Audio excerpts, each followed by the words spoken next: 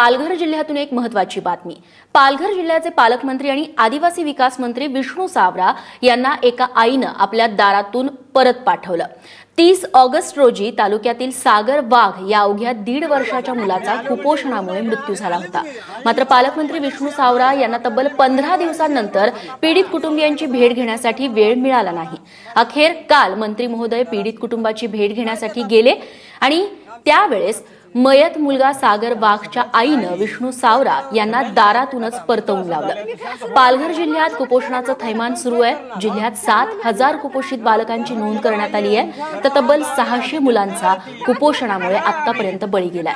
पालघर जिल्ह्यात सरकारच्या योजनांची अंमलबजावणी होत नाहीये, त्यामुळे कुपोषणाचे बळी जातातच आहेत।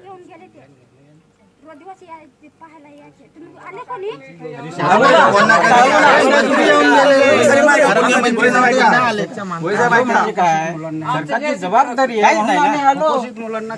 आम्ही येऊ नये का असं वाटत नाही येणार। आदिवासी विकास मंत्र्यांनी आणि कुपोषित मुलं मेल्यावर लाखो रुपये त्यांच्या दौऱ्यावर खर्च होतो। गरीबांना द्या ना, तुला कोणी 5 रुपये दिले? कुपोषित मुलांना आई वडिलांसाठी खर्च करा, कुपोषित मुलांवर खर्च करा।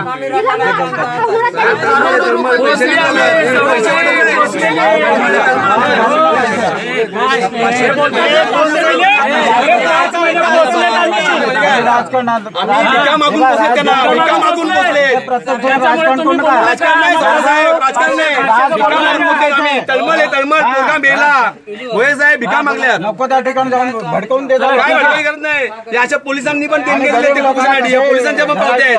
आम्ही भिका मागत लोकांसाठी हातपासून पैसे आणलेत, हातपासून धान्य आणले, त्यांना पोचलेत। आम्ही 270 पोरांची ट्रीटमेंट आम्ही आमची जबाबदारी काय केलं तुम्ही?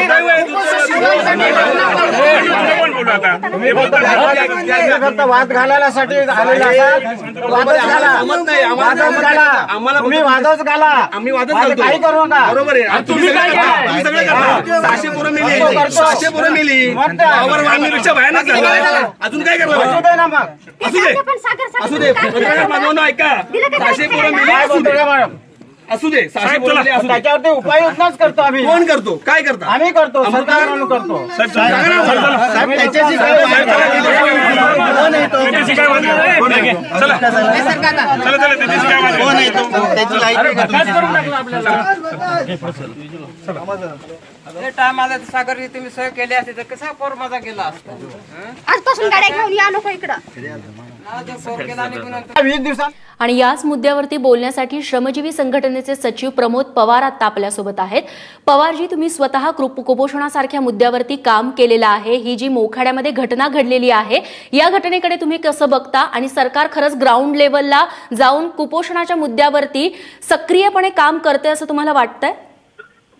नक्कीच अजिबात नाही। सरकारला या कुपोषणाच्या मुद्द्यावर किंवा आदिवासींच्या वेदनांबाबत कोणतीही संवेदना उरल्या नाहीत। काल विष्णू सावरा जे त्या कुटुंबाला भेट द्यायला आलेले, तर त्या सागरचा मृत्यू 30 ऑगस्ट रोजी झाला आणि काल 15 दिवसांनी सावरा साहेब त्या कुटुंबाची भेट घ्यायला आले। मला तुम्हाला सांगायचं आहे की सावरा साहेबांचं निवासस्थान वाडा आणि या सागरचं घर कळमवाडी हे अंतर केवळ 55 किलोमीटरचं आहे आणि 55 किलोमीटर अंतर यायला मंत्री महोदयांना 15 दिवस लागले। काल ज्या सागरच्या रिॲक्ट झाली, तिने जे जो प्रतिकार केला, सावरांना विरोध केला, ही तिथल्या आदिवासींची संतप्त भावना आहे। आदिवासी आता संतापले आहेत की आदिवासींची मुलं कुपोषणाने मरत आहेत आणि सरकार कोणत्याही प्रकारची उपाययोजना करत नाही। आजच्या मितीला कुपोषित बालकांसाठी सरकारकडे कोणतीही योजना नाहीये। 0 ते 6 वयोगटातील कुपोषित बालकांसाठी सरकारकडे कोणत्याही प्रकारचं पोषण आहाराचं कोणतंही प्लॅनिंग नाहीये। अमृत आहार योजना सावरांनी उद्घाटन केला, सुरू केली, पण ती अमृत आहार योजना आज ही फक्त कागदावर हो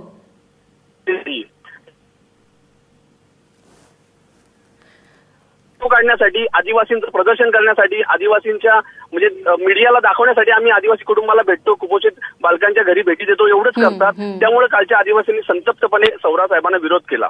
मला आपल्याला सांगायचं आहे की जवळ पालघर जिल्ह्यात तुम्ही उल्लेख केला की 7,000 पेक्षा जास्त मुलं कुपोषित आहेत। ही आकडेवारी सरकारी आकडेवारी आहे। प्रत्यक्षात यापेक्षा कैक पटीने जास्त मुलं कुपोषणाने त्रस्त आहेत।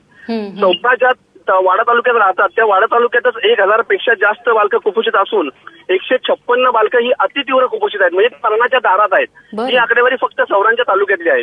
हे दुर्दैव आहे. आणि सरकार आता आमच्या तिथल्या परिसरातल्या आदिवासींची अशी भावना आहे की आम्हाला मंत्र्यांचे दौरे नकोयत, नुसत्या भेटी नकोयत. तुम्ही कुपोषित बालकांसाठी स्ट्रॉंग सक्षम अशी योजना तयार करा. प्रत्येक गरोदर मातेला तिला गरोदर असल्याचं माहिती पडल्यापासून पोषक सकस आहार द्या. 0 ते 6 वयोगटातील प्रत्येक मुलाला तुम्ही पोषक आहार द्या. अशी योजना तुम्ही प्रत्यक्षात कार्यान्वित करा आणि मग आम्हाला भेटा, नुसत्या तुमच्या भेटी नकोय. नक्कीच नक्कीच पवारजी, खूप खूप धन्यवाद. तुम्ही आपली भूमिका एबीपी माझाकडे मांडलीत त्याबद्दल. आणि यानंतर बोलूयात पुढच्या बातमीकडे. गेल्या 12 दिवसात सागर वाघ सोबत ईश्वर सावरा या बालकाचा देखील यात मृत्यू झालेला आहे. आणि यावेळी ईश्वरच्या पालकांनी या सगळ्या संदर्भात काय प्रतिक्रिया दिली आहे, काय भावना व्यक्त केली आहे, ती देखील जाणून घेऊयात. ईश्वरला कुपोषण तो होता, पहिल्यापासून त्याला आजार होता. तो आजार डॉक्टरांकडे आम्ही घेऊन गेल्यानंतर डॉक्टरांना काही तो सापडला नाही, म्हणून तो आजार डॉक्टर बोलले की आम्हाला आता हा आजाराचा उपचार होऊ शकत नाही, तुम्ही याला घेऊन जाऊ शकता. म्हणून आम्ही त्याला घरी घेऊन आलो. त्याच्यानंतर 8 दिवसांनी त्याची मौत झाली. इथे कुपोषणाच्या साठी डॉक्टरांनी काही खास उपाययोजना योजलेल्या आहेत. मोखाडामध्ये आता कुपोषणासाठी खास एक कक्ष स्थापन केलेला आहे. तिकडे जाऊनही डॉक्टर तुम्हाला नाही म्हटलं? हां, आम्ही इथून आमचा मोखाडा तालुका आहे, तिथं हॉस्पिटल मोठं आहे, तिथं आम्ही घेऊन जातो, तिथं ॲडमिट करतो. तिथं डॉक्टर सांगतो का आम्हाला उपचार होत नाही, मग तिथून आम्ही कुठे जाणार.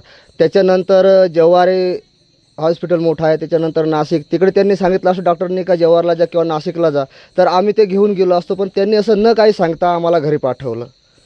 ईश्वर कुपोषित होता हे डॉक्टरने तुम्हाला सांगितलं? हो. जन्मता. मग त्याच्यावर शासनाने काय उपाययोजना केली? डॉक्टर कधी आलेलं आहे काय की कुपोषणाचा विचार आहे की काय सध्या स्थिती आहे, किंवा जेवण औषधं काय असं दिलं काय, पुरवठा केला काय? तसं काही दिलं नाही डॉक्टरांनी. जे कुपोषण मुलांना भेटतं, आहार जो भेटतो अंगणवाडीकडनं, तो आहार वेळेवर भेटत नसल्यामुळं हे असं झालं. आहार म्हणजे वेळेवर भेटत नाही, त्यांना अंडी भेटत नाही.